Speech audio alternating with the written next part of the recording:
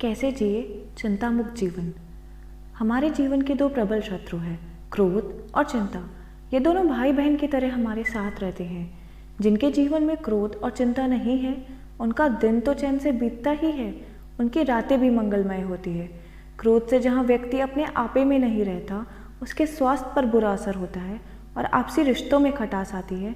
वहीं चिंता मानसिक संतुलन को आघात पहुँचाती है, स्वभाव को चिड़चिड़ा बनाती है, व्यापार और व्यवसाय को प्रभावित करती है। मानसिक शांति और करियर दोनों ही क्षतिग्रस्त होते हैं।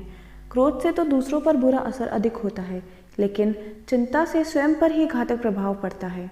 क्रोध से शांति का नाश होता है और चिंता से सौंदर्य का। क्रोध से विवेक का नाश होता है तो चिंता से मनोबल का।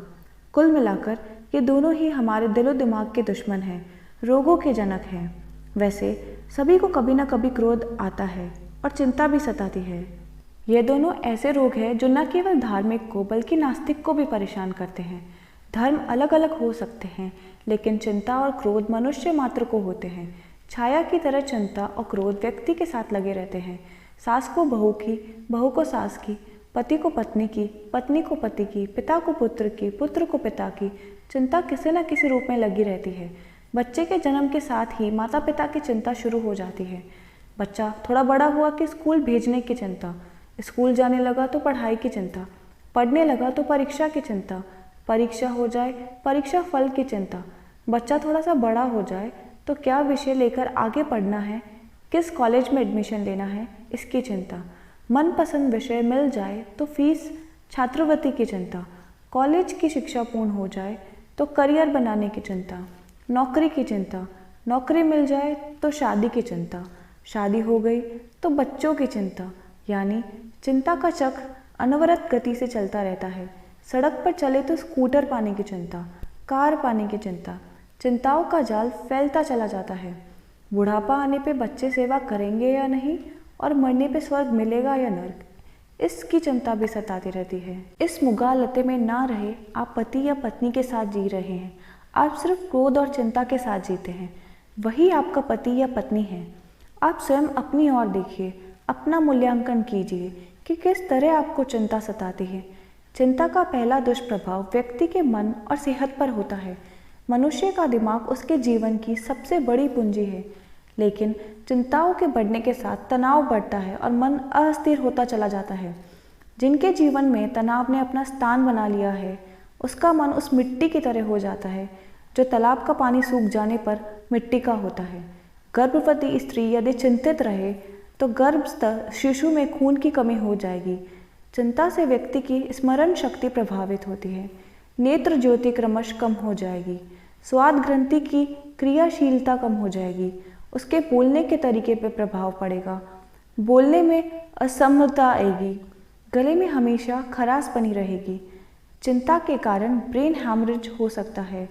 चिंता से स्वास्थ्य के साथ साथ व्यापार, व्यवसाय, परिवार, समाज में आपसी संबंधों पर दुष्प्रभाव पड़ता है।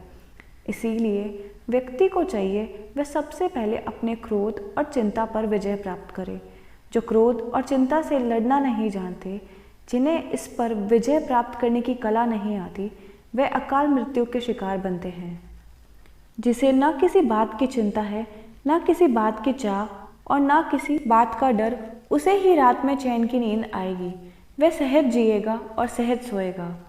एक सरकारी अधिकारी है, उन्हें सेवानिवृत्त 6 माह बाद होने वाली थी। इसी बीच दीपावली आ गई। चूंकि बड़े अधिकारी थे, सो हर वर्ष की तरह इस बार भी उन्हें लोगों ने उपहार और मिठाइयाँ दी थी।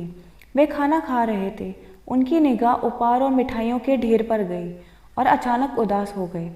पत्नी ने उदासी का कारण पूछा तो कहने लगे, अभी तो वह अफसर है, लेकिन अगली दीपावली के पहले रिटायर हो जाएंगे, तब भी क्या लोग इसी तरह मिठाई और उपहार देंगे? ऐसी चिंता करना व्यर्थ है। जो भविष्य की चिंता में वर्तमान को नष्ट कर देता है, वह मूर्ख होता है। आप आज जो है उसका आनंद लीजिए। आज इंसान के पास पहनने को डायमंड सेट है, बैठने के लिए सोफा सेट है, देखने के लिए टीवी सेट है, पर माइंड ही अपसेट है। दिमाग में चिंता का महाभारत ही चल रहा है। वह निराश और हताश ज़्यादा है। थोड़ा सा भी नुकसान वह बर्दाश्त नहीं कर पाता। उसकी बजाय जो खो गया है उसकी चिंता ना करें, जो है उसका आनंद ले। अगर 2 दांत टूट भी गए तो क्या हुआ, 30 तो बाकी है। 2 उंगली कट गई तो क्या हुआ, 8 तो बाकी है। चिंता की वजह क्या, ज़्यादा पैसा, जल्दी पैसा, किसी भी जरिए से पैसा, यही है दुख और चिंता का कारण।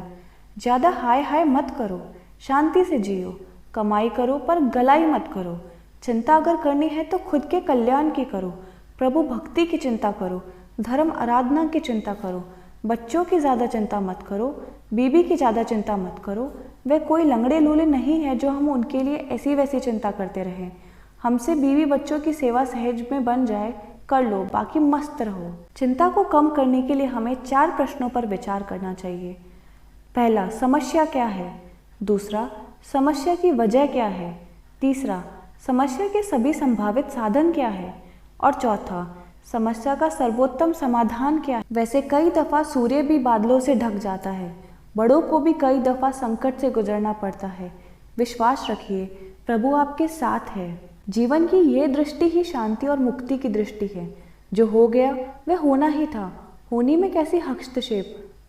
मुस्कुरा कर जिनको गम का घूंट पीना आ गया, मुस्कुरा कर जिनको गम का घूंट पीना आ गया, यह हकीकत है जहाँ में उनको जीना आ गया। जो सहज में मिलता है वह दूध के समान श्रेष्ठ है।